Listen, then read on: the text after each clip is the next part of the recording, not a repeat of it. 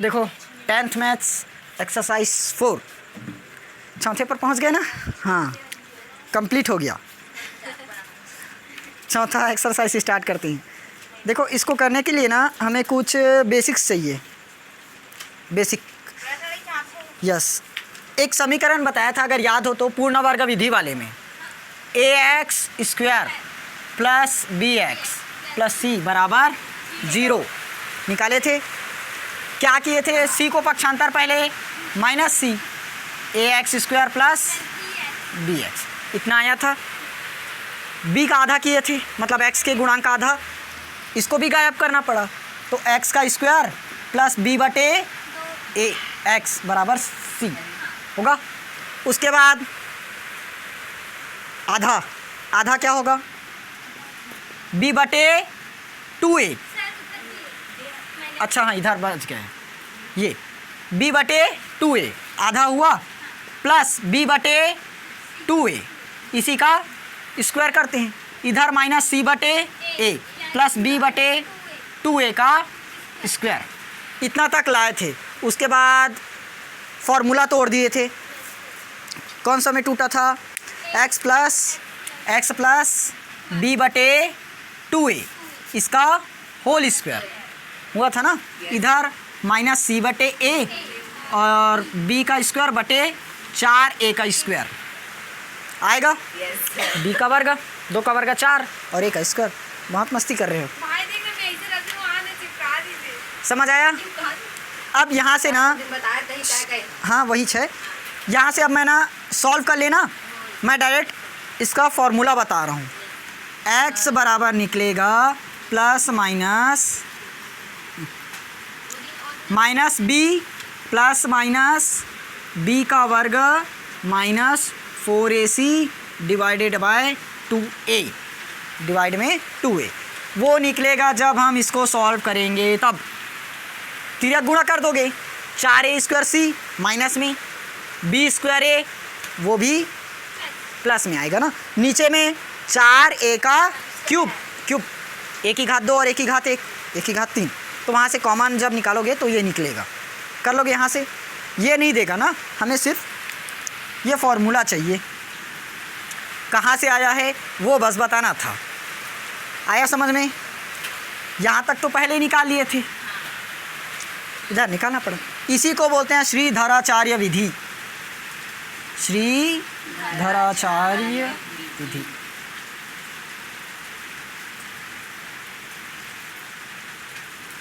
ये अगर संख्या नहीं मिलेगा, x और y का मान निकालना रहेगा, गुणनखंड संख्या ही नहीं मिला, तो इसका उपयोग कर देंगे सीधा।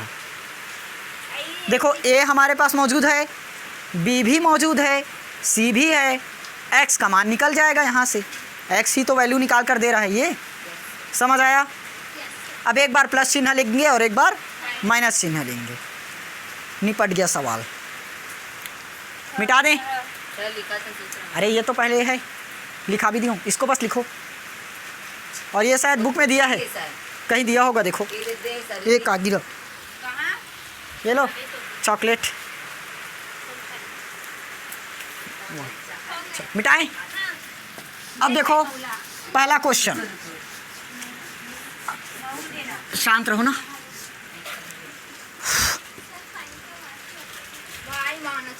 क्या पता, यहाँ पर आओ, देखो विभेदक या विविक्त कर। विभेदक को ही विविक्त कर बोलते हैं ना, कहीं क्वेश्चन पर विभेदक बोलेगा या विविक्त कर बोलेगा, तो कंफ्यूज मत होना, दोनों एक है। देखो ये हमारा पूरा एक्सरसाइज 4 मतलब प्रश्नावली 4 का सार है। अगर ये याद नहीं है तो कुछ नहीं बनेगा। एक अभी ये बताया था x बराबर minus b plus minus b का square minus 4ac divided by 2a होगा। निकलेगा ये, इसको हम लोग d कहते हैं, वही d विविक्त कर है। देखो d बराबर b² माइनस 4ac, देखो लिखा हूँ b² माइनस 4ac बराबर क्या है? d। तो हम इस सूत्र को इस पूरे की जगह d भी लिख सकते हैं, समझ आया? पूरे की जगह d। अब होगा कैसे, इसको समझो। हमें क्वेश्चन दिया रहेगा, कोई भी विविक्त का निकालिए करके, तो ये फॉर्मूला लगाएंगे डी बराबर बी स्क्वायर माइनस 4ac। नहीं, देखो डी बराबर क्या रहेगा, बी स्क्वायर माइनस 4ac रखेंगे, पूरे का वैल्यू पुट करेंगे क्योंकि हमें समीकरण तो दे दिया रहेगा ax square plus bx plus c. A b c का मान निकालेंगे, फिर डी बराबर पूरा का मान यहाँ पुट कर देंगे। अब मेन खेल यहाँ इन तीनों में है, ये समझ गए तब हो जाएगा। इक्वेशन याद हुआ, डी बराबर बी स्क्वायर माइनस 4ac। मान रखे इसमें और डी मान लो 0 आ गया, इस पूरे को सॉल्व किए और इस पूरे का मान क्या आ गया 0, तो हम उसके मूल को क्या बोलेंगे, वास्तविक और समान हैं। ये मूलों की प्रकृति क्वेश्चन यही देगा और बोर्ड एग्जाम में हर साल आता है मूलों की प्रकृति क्या होगी करके। ठीक, हाँ, डी बराबर यदि 0 रहेगा हमारा आंसर, मान रखेंगे इस पर, बी का मान, ए का मान, सी का मान, तो 0 निकल गया। 0 निकल गया तो क्या बोलेंगे, वास्तविक और समान है। यदि डी 0 से बड़ा है यानी कि धनात्मक है, 0 से बड़ा को ऋणात्मक बोलेंगे क्या, 0 से बड़ा 1 आएगा, 2 आएगा, 3 आएगा, तो वो ऋणात्मक होगा, नहीं होगा। और 0 से छोटा है मतलब ऋणात्मक, क्योंकि 0 से छोटा है मतलब -1, -2, -3 जाएगा, उसको 1, 2 प्लस तो नहीं बोल सकते। ठीक, ये याद रखना। यदि d बराबर में 0 आ गया तो वास्तविक और समान, वास्तविक और समान, ये हुआ।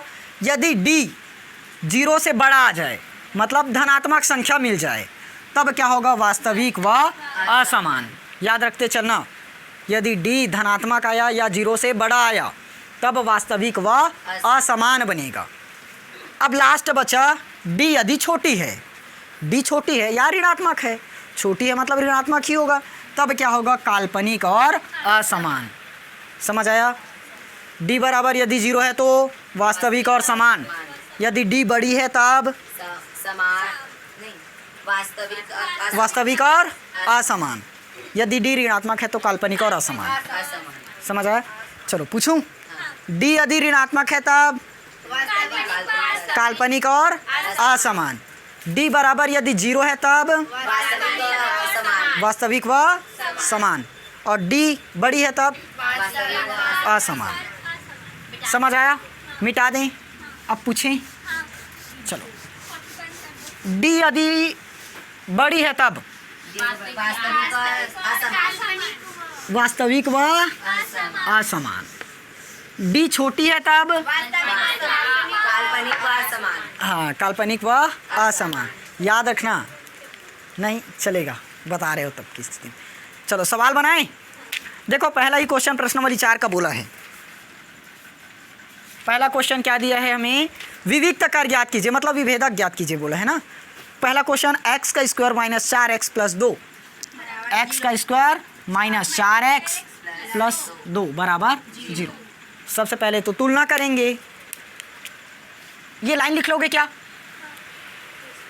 समीकरण, ये इसको 1 मान लेना, समीकरण 1 की तुलना ax square plus bx plus c करने पर। अब ये लाइन बार बार नहीं लिखूंगा, लिख लेना, समझ आएगा। a बराबर 1, अभी भी कई लोगों को ABC का मान पहचाने नहीं आता, ध्यान से देखना। b का मान -4, c का मान 2 आ गया। अब हमें निकालना क्या है इसका, विभेदक, विभेदक, विभेदक, विभेदक, विभेदक मतलब d, formula b square minus 4ac हो गया। ज़्यादा मत छिला, d बराबर b का मान -4, तो -4 का स्क्वायर -4, a का मान 1, c का मान 2, c का मान 2 दिया है ना, रखो तो 4 का वर्ग 16, घात सम संख्या है तो सम संख्या मतलब प्लस में, -4 दूनी 8। बताओ d बराबर मिला कितना, अब d 0 से बड़ा है कि छोटा, बड़ा है, d क्या है 0 से बड़ा, मतलब 8 0 से बड़ा है मतलब धनात्मक है कि ऋणात्मक, धनात्मक। धनात्मक। दोनों में से कोई एक लिखो चल जाएगा, या तो लिख दो इतना नहीं लिखोगे ना तब भी ऐसे लिख दो, चूँकि डी क्या है, धनात्मक है, धनात्मक है, इसीलिए क्या होगा, हाँ वास्तविक। वैसे इसमें पूछा नहीं है, देख लो, धनात्मक है तो वास्तविक व असमान, असमान, समझ आया। या तो इसको नहीं लिखोगे तो इतना बस लिख देना, चूँकि डी क्या है, 0 से बड़ा, तो ये या तो डी धनात्मक है, समझ आया। चाहो इसको लिखो या इसको लिखो। देखो डी बराबर बी स्क्वायर माइनस 4ac है, बी का मान रख दिए -4, स्क्वायर का इसको लगा दिए, माइनस का माइनस, 4 का 4 लिखे, ए का मान पुट किए, सेम वैसे सी का भी मान पुट किए, आया 4 का वर्ग 16, माइनस है लेकिन घात तो सम है तो प्लस में आया, माइनस का माइनस आया, 4 दूनी 8, 16 में 8 घटाए 8। अब 8 बताओ डी से बड़ी है कि छोटी, बड़ी है, और ये बड़ी का चिन्ह। अगर मान लो बड़ा का चिन्ह भूल गए तो डायरेक्ट लिख देना डी धनात्मक है, डायरेक्ट लिख देना डी धनात्मक है, और धनात्मक है मतलब वास्तविक व असमान। अब इसी की जगह ये पूछता हूँ, यदि डी मान लो -4 मिलता तब क्या होता, छोटी है, मतलब काल्पनिक व असमान लिख देते, चूँकि डी का मान ऋणात्मक है अतः काल्पनिक व असमान, समझ आया। इसमें वास्तविक और असमान, इसमें विभेदक बस पूछा है, मूल तो पूछा ही नहीं है, तो हमें ये मूल अभी निकालना नहीं पड़ेगा, ये बस आंसर कर देना। देखो ये कब पता चलेगा, जब हमें क्वेश्चन में देगा ना मूल ज्ञात कीजिए बोलेगा तब इतना लिखना। विभेदक बस पूछा है तो इसे कहते हैं विभेदक, निकल गया, मूल तो पूछा ही नहीं है। हाँ नहीं, मूल बोलेगा तो यहाँ तक निकालोगे, फिर एक लाइन इसको लिखोगे, और यदि मूल नहीं बोला है सिर्फ विविक्त कर बोला है तो इसको लिखोगे। क्लियर? नहीं हो गया, मूल में इसको लिखोगे, ठीक, क्लियर हुआ ना। मिटाऊं और लिखोगे नहीं, नहीं, हाँ चलो मिटा देते हैं।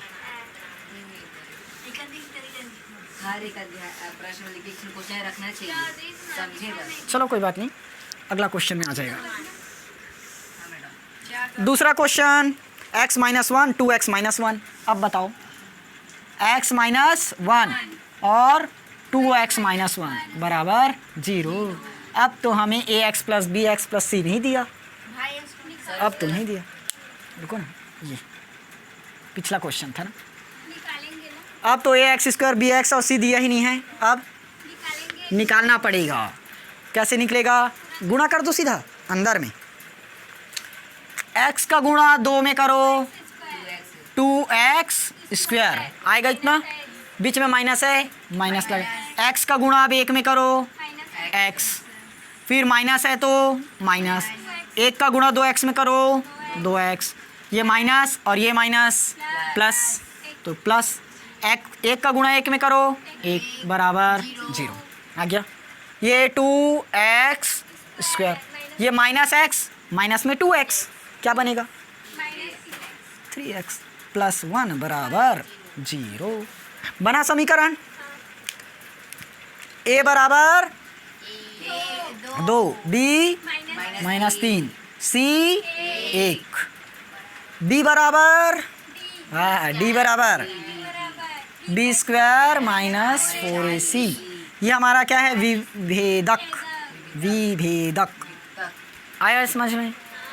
चलो b का मान -3, तो ये क्या हो जाएगा -3 का 4, a का मान 2, c का मान 1, तो 9। अरे वाह, जानते हो, 4 दूनी 8, तो d बराबर 1। अब यदि ये तो हमारा क्या हो गया आंसर, इस क्वेश्चन में यहीं तक बोला है। अगर मान लो क्वेश्चन में ये बोलता इस विभेदक का मूल ज्ञात कीजिए, तो इसका मूल क्या निकलता, धनात्मक है, असमान, वास्तविक व असमान, क्योंकि धनात्मक आ गया, बड़ा है, 0 से बड़ा है 1 का मान, ठीक, समझ आया।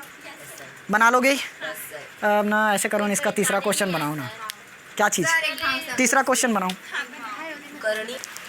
चलो सवाल समझा रहा हूँ, देखो,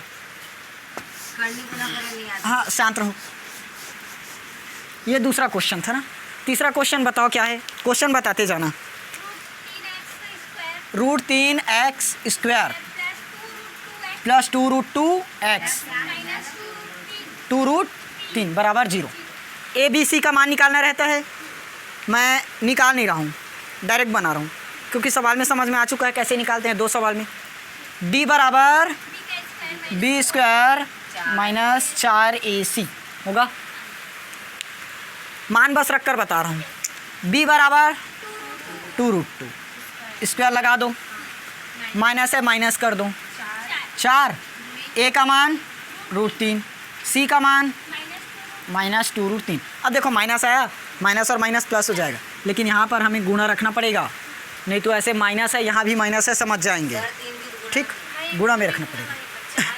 हाँ तो गुणा तो किए। वो तो अलग अलग है। अरे देखो ना, ये 4 हुआ गुणित a का मान √3 गुणित c का मान माइनस 2√3, वही तो है।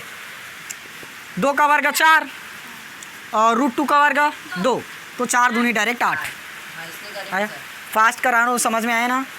और वीडियो वाले थोड़ा सा स्लो मोशन में करेंगे, घर में जाओगे तब भी स्लो मोशन में देखना, फास्ट में मत देखना। 4√3 माइनस को इधर ला लो प्लस, इंटू में 2√3 आया। 8 का 8 प्लस 4 दूनी 8 गुणित 3, 8 प्लस 8 दिया 24, ये हो गया 32। धनात्मक है कि ऋणात्मक? अब ठीक है। तो वास्तविक और असमान की काल्पनिक और असमान? वास्तविक और असमान। सर बताओ मैं किसे हाँ। कर रहा हूँ, और दोनों 3 हरे नहीं, फिर 2 का गुणा कर। चलो अगला क्वेश्चन में जाएं। चौथा, x², हाँ x² minus 4x plus a बराबर जी। इसको भी फास्ट ही बता रहा हूँ, सेम प्रोसेस करना, स्लो करना, ठीक। चलो b² माइनस 4ac होता है, डायरेक्ट डी लिखते। b का स्क्वायर मतलब y1, अरे माइनस 4 का स्क्वायर, b का स्क्वायर माइनस 4ac, c का मान 1 है ना, नहीं तो यहाँ पर a है करके, हाँ c a है, c बराबर क्या है a, नहीं तो यहाँ तो a का मान रख दिए करके इसको मत रख देना, गलत हो जाएगा। 4 का वर्ग 16 माइनस 4a, ये हो गया हमारा d बराबर 16 माइनस 4a। ये तो और नहीं कटेगा। यदि a का मान पूछेगा हाँ तो पक्षांतर करना पड़ जाएगा। इसमें हमें विभेदक बस पूछा है ना, a का मान तो नहीं पूछा क्या। 16 माइनस 4a, ये समझ आ रहा है ना, या स्लो करूं? ठीक है ना, इधर या ऊपर ऊपर से उड़ रहा है, आ रहा है ना, नहीं तो स्लो करूंगा। चलो 5वां क्वेश्चन बता रहा हूँ, समझ में आ जाएगा। सेम है पूरा का पूरा question. x² plus px plus qx बराबर 0। अभी हमारा इक्वेशन ही नहीं है, समीकरण हम लोग जानते क्या हैं, ax² plus bx plus c बराबर 0। ये रहना चाहिए समीकरण के लिए, है क्या। x² तो है, सामने में a बराबर 1 है, x है, b की जगह p दिया है, c है, c की जगह तो qx है, यहाँ x नहीं रहेगा। क्वेश्चन से इस x को हटा दो, पेंसिल से सुधार कर दो, बुक में सुधार लेना, q के सामने में x नहीं आएगा। हाँ x नहीं आएगा, गलत दिया, प्रिंट मिस्टेक है, q के बाद x नहीं आएगा, ठीक। पेंसिल से काटोगे, रखें। d बराबर b² माइनस 4ac होगा।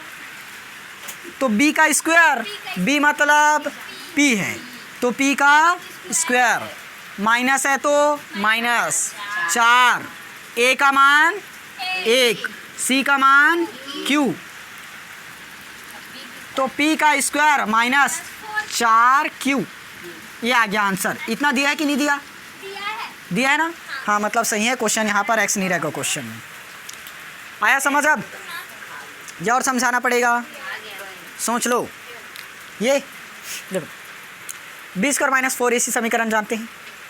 b का मान यहाँ से देखो 2√2 है, 2√2 रखे, स्क्वायर है तो स्क्वायर लगाए, माइनस है तो माइनस किए, 4 है तो 4 लिखिए, a का मान चेक करो √3 लिखे, a का मान हो गया, फिर इंटू है इंटू लिखे, c का मान -2√3 माइनस बस को मत करना, ब्रैकेट लगाना, माइनस बस करोगे तो माइनस ही हो जाएगा, ब्रैकेट है तो गुणा है। आया 2 का वर्ग 4 और √2 का वर्ग 2, 2 का वर्ग 4, √2 का वर्ग कटेगा तो 2, 4 दूनी 8, माइनस और माइनस प्लस, 4√3 2√3, इसको ऐसे कर लो, ये लो, ये √2 है ना, 2 का वर्ग 4, √2 का वर्ग 2, 4 दूनी 8, 4 दूनी 8, √3 गुणित √3 3, 8 8 तिया 24, ऐसे मत कर देना, 8 और 8 16, 16 तिया 48, ये गलत बात, ये जानते हो ना बोर्ड मास कोका भागु योग, सबसे पहले कोष्ठक ब्रैकेट ऑफ का डी डिवाइड भाग एम मल्टीप्लाई गुणा ए से एडिशन धनात्मक, एस से सब्सट्रैक्शन माइनस, मिटाएं लिखो। दादी सबसे बोला